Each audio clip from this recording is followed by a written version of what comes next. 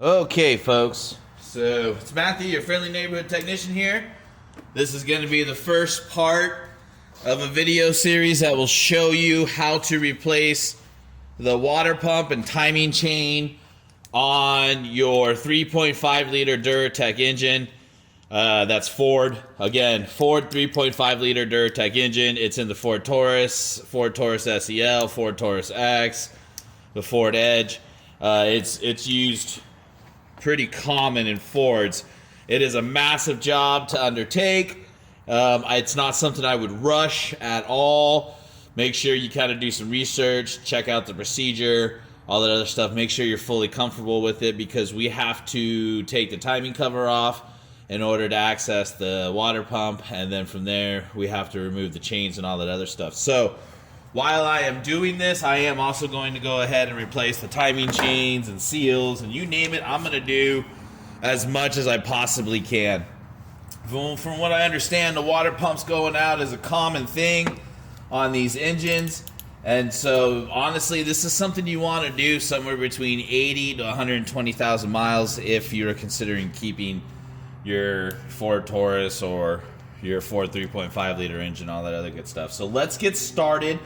One of the things I would suggest on this job before starting is basically get in touch with yourself, know yourself, understand yourself and how you're going to work. Again, it's a big job. Take your time. So an example of knowing yourself and understanding yourself and how you're going to work is, like, for example, take myself. I work very well by just kind of getting a continuous flow of moving back and forth, kind of like a typewriter from right to left or left to right. Sometimes I'll start on the left and I'll move to right, especially if I know I have a lot of components and things that I'm going to need to remove and all that other stuff. I'll just pick one spot, start, and then work my way back and kind of just go. So that's how I'm going to work here. I've already decided ahead of time that because I have more of a photographic memory, I'm not going to mark any of my connectors. So you won't see me putting any marks on any of these or whatsoever, but I've done this enough myself. So experience along with a photographic memory is what has really allowed me just to get to a point in my career where I can just take connectors off, not mark them. When it's time to put everything back together, I'll know exactly where everything is supposed to go. If you've never done this before, or if this is not something you do every day, or what have you, I would suggest coming up with some type of marking system, whether it be markers, and you just put a little mark on your connectors, so that way, and then you mark where they go, so that way when you put everything back together, you can have a reference for where all this stuff goes, because there's going to be a lot of stuff coming apart. But I'm not going to do that, but I am going to work right to left. So definitely disconnect your battery. I've got that going. We are going to have to remove the valve covers in order to do this job. So everything you see up here needs to be removed. So I'm going to go ahead and get my air filter housing. I'm going to get the top of that up and out of here.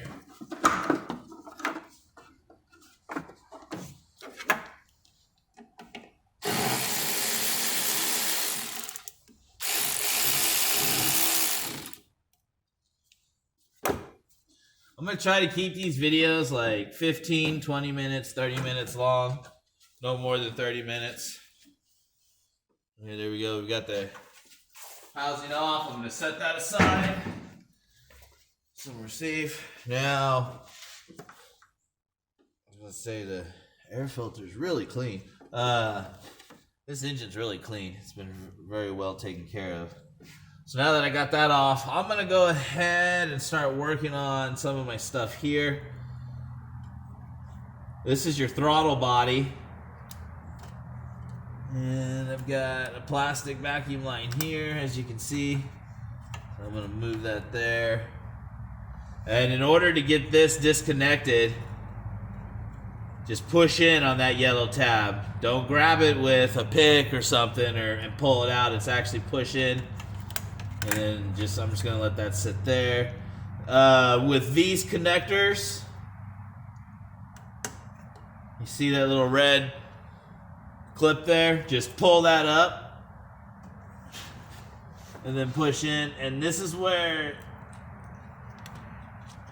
sometimes it gets hard. Take your time when you're disconnecting this stuff, and you won't have to go and replace a bunch of plastic connectors and whatnot. So yeah, just take your time there. Let's see. This is obviously gonna have to come out.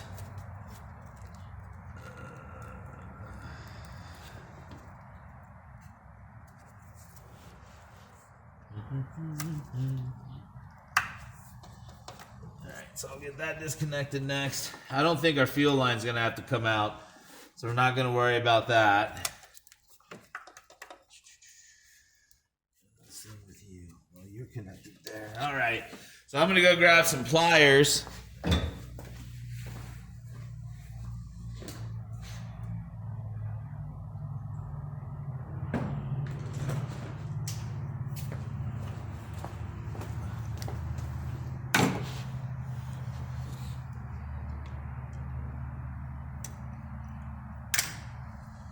Come on.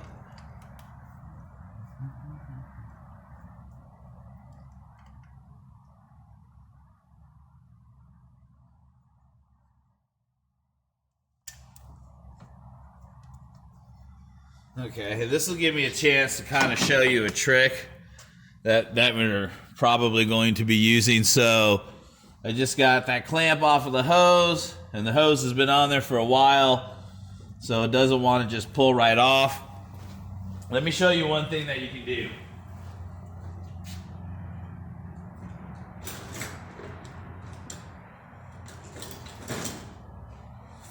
This is where a good mechanic's pick will come in handy for this type of job, because you can come in here and you can get underneath that hose and just work your way with your mechanic's pick underneath it. And then once you get your mechanic's pick in there, all you gotta do is work your way around the hose.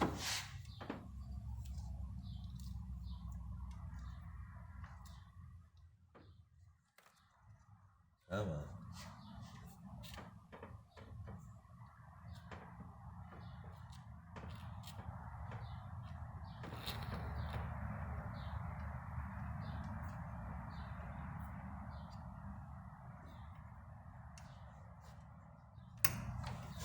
Okay, and then there you go. I see, nice and loose now, and no damage done to the hose, no damage done to the point right there.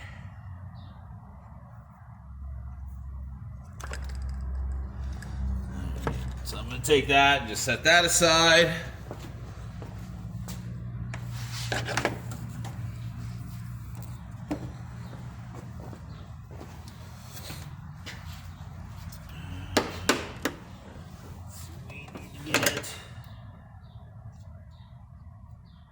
Let me get this up. We need to get this out of the way.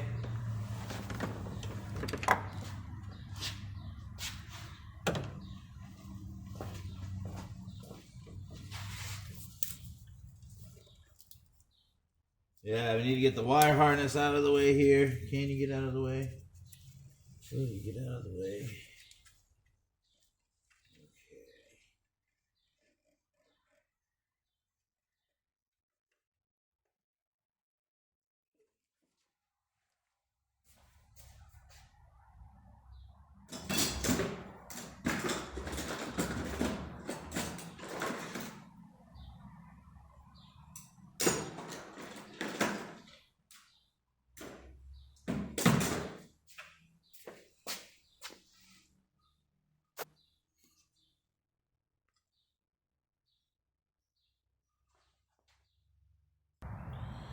Okay, went and got a little bit of a pry tool.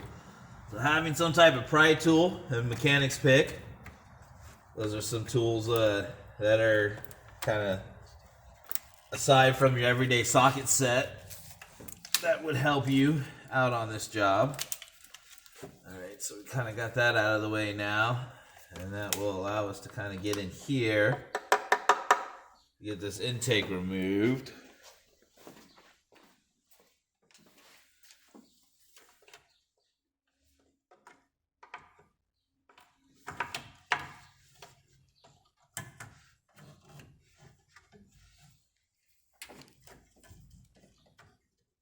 Okay, so now I don't know if you can see this.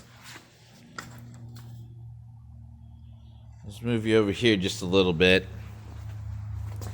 If you're doing this job and you kind of follow me step by step, and you're to the point of removing the upper intake, and you're looking for all the stuff connected back here, hidden back here. Okay, here's your vacuum line that we disconnected in the beginning where we just pressed the yellow clip in. Okay, so that's gonna be this. And then right here where you see my hand back here is a hidden hose.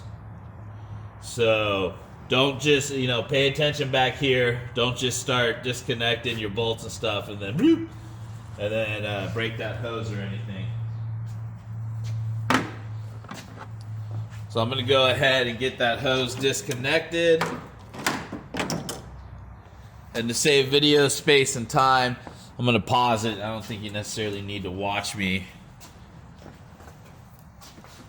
disconnect this hose. So I'm going to pause it real quick. I'll be right back while I disconnect the hose that is hidden right back there. Okay, so I just got in there from here with a pair of long needle nose pliers, grabbed a hold of that clamp, moved it off, backed it off. Now I'm just going to take my hand, reach in here, get that hose off. And then it looks like we got one more over here. This is the brake fluid reservoir. So you've got a hose back here. And I think actually what I'm going to do with that one is I'm going to go ahead and remove the intake so I can get this out in the open more and get this disconnected. Unless we can disconnect it from...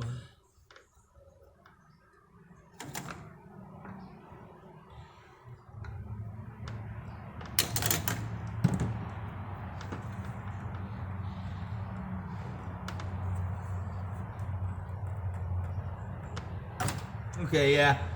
I just disconnected this one right here, and I'm gonna kind of pull this out of the way. So this will just come out with it. And I actually think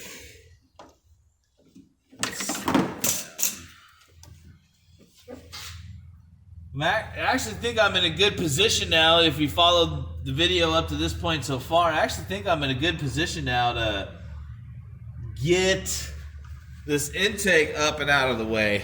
So removal of the intake itself is really not that big of a deal. So I'm going to get set up for that. I'll be right back. Okay, I am going to go ahead and see about removing the upper intake. So before I do, double check again. You've got your connection back here. You've got another vacuum connection over there. Make sure you got your wires out of the way. If you're working on the Ford Taurus, which that's what this one is, it could be different setup, same engine, but maybe different setup in a Taurus X or the Edge or what have you. But just check and double check. There might be a screw on this side that's going to hold your connection for your fuel rail down. Make sure that's out. And then from there, you're going to want an 8mm ratchet socket. Not ratchet. 8mm socket with a ratchet. Hidden underneath here, underneath the electronic throttle body, is going to be a mounting bolt. You're going to want to get that out. That'll be an 8mm. A few things about the electronic throttle body. If you can avoid removing it, that would be the best way to do it. If you do remove it, make sure you replace the gasket Do not touch, do not mess with the flap on the inside. There's a whole relearning procedure on these electronic throttle bodies and whatnot when you put them back on and plug them back in and unplug them and stuff. If you mess with that flap, it could actually hurt some stuff inside of here and cause you all kinds of problems when you're trying to start it up, and it will be no fun. So don't mess with the electronic throttle body if you can avoid it.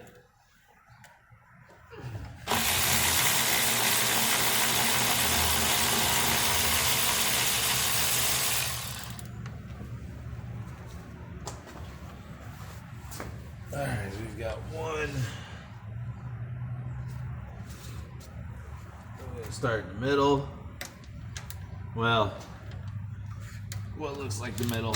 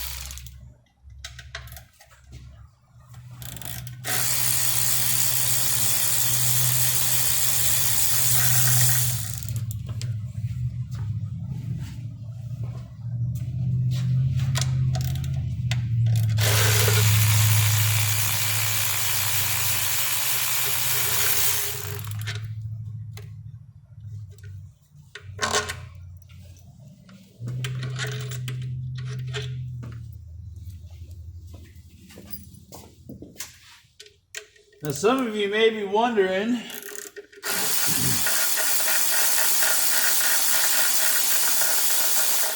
how am I going to remember what goes where? So what I'm going to do is, once I've removed this, oh no, I dropped the bolt. I'm going to put my bolts back in the holes that they came out of. I'm just going to let it sit like that. That's one way that I keep track of what bolt goes where. If I can just stick a bolt back in a hole and let it sit until it's time, or what have you, to put it back on, that's what I'll do. Alright, so now remember, we got that vacuum. Oh nope, we disconnected that vacuum line.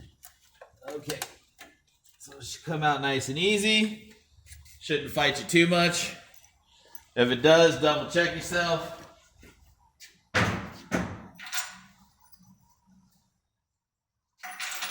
As you saw, that wasn't too painful at all. So now we can start working on things like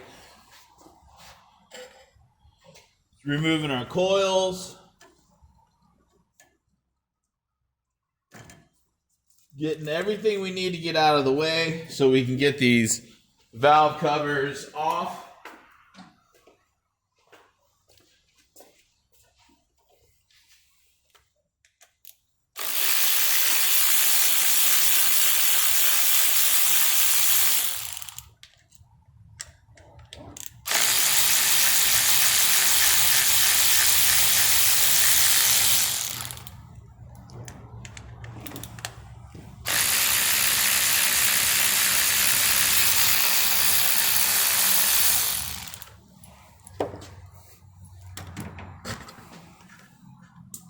And again, you've got the red clip, so just push that down or pull it down.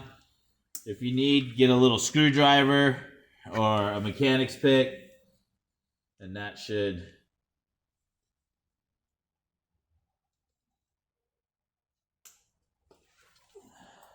help you disconnect that.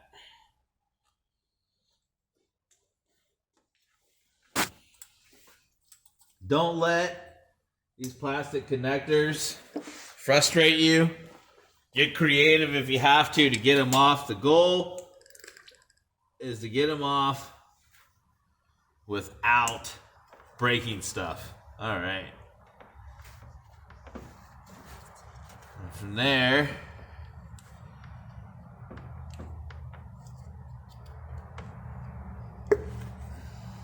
with a twisting motion, remove your coils.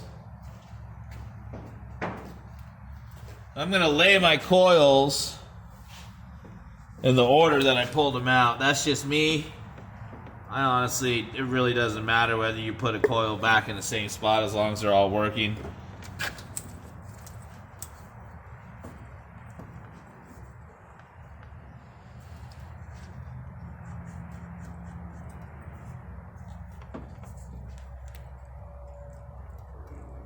Well, that one doesn't want to come out, that's for sure. All right.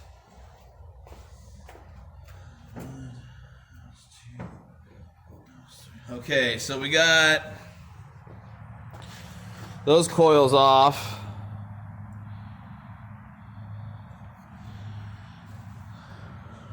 So now let's work on the coils in the back.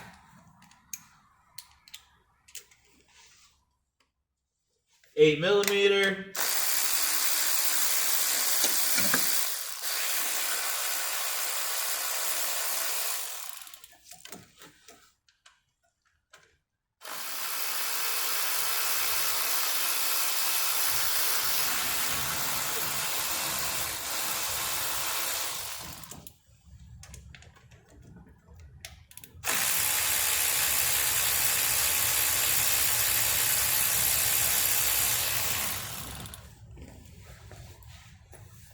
And then it's going to be the same thing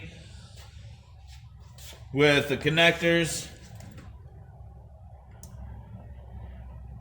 And these, you may even opt to pull. You've got enough room that you can pull these and manipulate them to how you want to get that connector off. Okay, so that's the intake and the coils.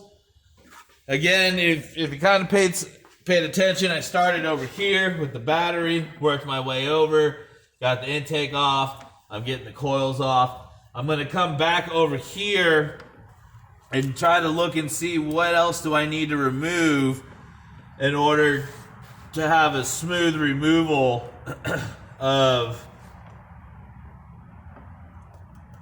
the valve covers here. I noticed there's like some type of funky corrosion down in here. I don't know what that is. Weird.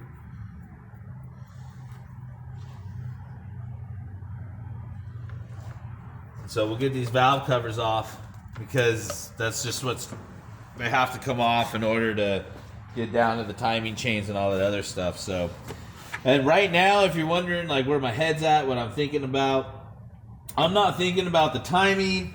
I'm not thinking about anything else right now other than removing the intake and the valve covers. And so that's all I care about.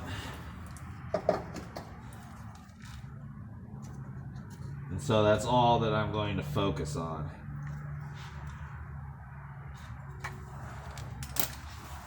Now, that kind of jumped up and bit me. Come on.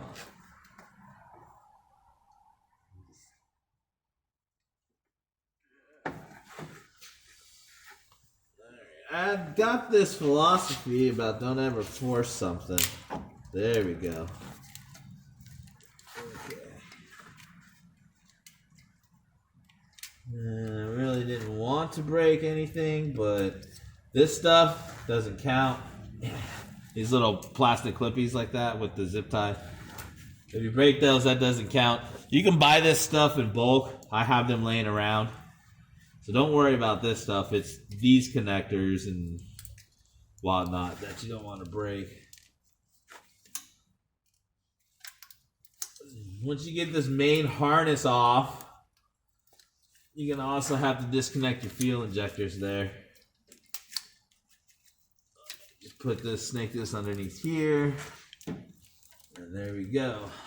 So, all right, guys. Well, we're getting close to like the 30-minute mark, so I'm gonna go ahead and end this video. Again, I started over here, driver's side, just started working my way towards the passenger side, got the intake removed, getting my coil packs removed, and just working on getting everything removed that needs to be so I can get the valve covers off and get that part of the job done. So, and then after that, we'll start working on looking at the front of the engine and seeing about how we're going to execute other areas like suspending the engine or sticking a jack underneath it and holding it by the oil pan. That way we can remove the engine mount, getting all the crud out of the way for the front of the engine so we can access the timing cover, all that other stuff. So I'm going to take a break myself. Appreciate you guys coming out and supporting my videos. Don't forget to like and subscribe. If you have any questions, shoot them to me in the comments, even if it's not about like this job. If you've got something else going on and you just have a question, I'm more than happy to help, and so are a lot of my other subscribers. So, all right, guys, I will be back.